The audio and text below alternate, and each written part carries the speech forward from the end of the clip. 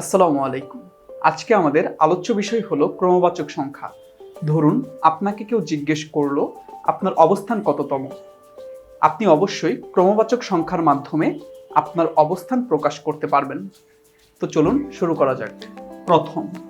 প্রথম আমরা ক্রমবাচক সংখ্যায় যেভাবে লিখব, প্রথমে একটি 1 লিখব এবং তার পাশে একটি ম দিব।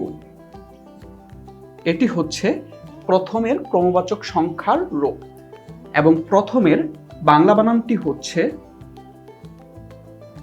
পয়রফলা থ ম। চলুন আমরা বানানটি আরেকবার শিখে নিই। প্রথমের বাংলা বানানটি হচ্ছে পয়রফলা থ ম। প্রথমের পরে যে সংখ্যাটি রয়েছে সেটি হচ্ছে দ্বিতীয়তে ক্রমবাচক সংখ্যার রূপ হচ্ছে 2 এবং অন্তস্থ অ। আমরা আরেকবার জেনে নিই 2 এবং অন্তস্থ অ। দ্বিতীয়র বাংলা বানানটি হচ্ছে তয় বয় সংযুক্ত রস্যিকার তয় দীর্ঘিকারে তি অন্তস্থ ও। দ্বিতীয় আমরা বানানটি আরেকবার শিখে নিই। দয় বয় সংযুক্ত রস্যিকার তয় দীর্ঘিকারে তি অন্তস্থ অ। দ্বিতীয়র পর যে ক্রমবাচক সংখ্যাটি রয়েছে সেটি হচ্ছে তৃতীয়র ক্রমবাচক সংখ্যার রূপ হচ্ছে 3 এবং অন্তস্থ অ এবং তৃতীয়র বাংলা বানানটি হচ্ছে তয়রিকার তয় দীর্ঘিকার এবং অন্তস্থ অ। তৃতীয় চলুন বানানটি আমরা আরেকবার শিখে নিই। তয়রিকারে ত্রি তয় দীর্ঘিকারে তি অন্তস্থ অ। তৃতীয়র পর যে সংখ্যাটি আসে সেটি হচ্ছে চতুর্থর ক্রমবাচক রূপটি হচ্ছে 4 এবং থয়রে চতুর্থ এবং চতুর্থর বাংলা বানানটি হচ্ছে চ তয়রস্যকার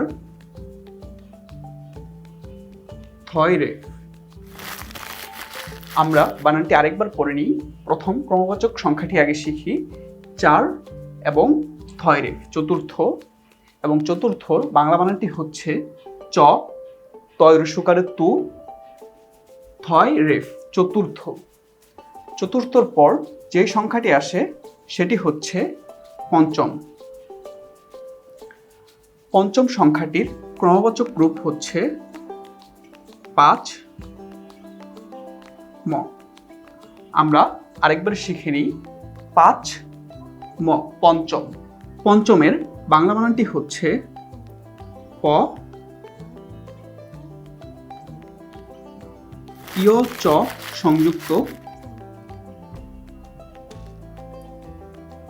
ম। পঞ্চম বানানটি আপনাদের কাছে কিছুটা কঠিন মনে হলেও কঠিনের কিছু নেই। আমরা বানানটি আবার পড়ছি। প ইয় এবং চ সংযোগে এই শব্দটি গঠিত হয়েছে। ইয় চয় সংযুক্ত ম। পঞ্চম। তো চলুন শিক্ষার্থীরা আমরা যা শিখলাম তা পুনরায় আরেকবার অনুশীলন করে নিই। প্রথম সংখ্যাটির ক্রমবাচক রূপ হচ্ছে 1 ম এবং বাংলা বানানটি হচ্ছে পয়রফলা থ ম প্রথম। তারপর রয়েছে দ্বিতীয় সংখ্যাটির রূপ হচ্ছে 2 এবং অন্তস্থ অ এবং দ্বিতীয়র বাংলা বানানটি হচ্ছে দয় বয় সংযুক্ত রস্যিকার তয় দীর্ঘিকারে তি অন্তস্থ ও। দ্বিতীয়র পর যে সংখ্যাটি রয়েছে সেটি হচ্ছে তৃতীয়র ক্রমবাচক রূপ হচ্ছে 3 এবং অন্তস্থ অ। তৃতীয়র বাংলা বানানটি হচ্ছে তয় রিকারের ত্রি, তয় দীর্ঘিকার, অন্তস্থ অ। তৃতীয়র পর যেই সংখ্যাটি রয়েছে সেটি হচ্ছে চতুর্থ। চতুর্থর ক্রমবাচক রূপ হচ্ছে চার এবং থয় রে। চতুর্থর বাংলা বানানটি হচ্ছে চ, তয় রসুকারের তু, থয় রে। চতুর্থর পর যেই সংখ্যাটি রয়েছে সেটি হচ্ছে পঞ্চম, পাঁচ এবং ম। পঞ্চমের বাংলা বানানটি হচ্ছে প, ইয় চয় সংযুক্ত ম, পঞ্চম। তো সুপ্রিয় শিক্ষার্থীরা, আজকে আমরা শিখলাম প্রথম থেকে পঞ্চম পর্যন্ত ক্রমবাচক সংখ্যা। পরবর্তী ক্লাসে আমরা ষষ্ঠ থেকে দশম পর্যন্ত বাংলা বানান লেখা শিখব। বঙ্গবিলাস বিদ্যালয়ের সাথেই থাকুন। ধন্যবাদ।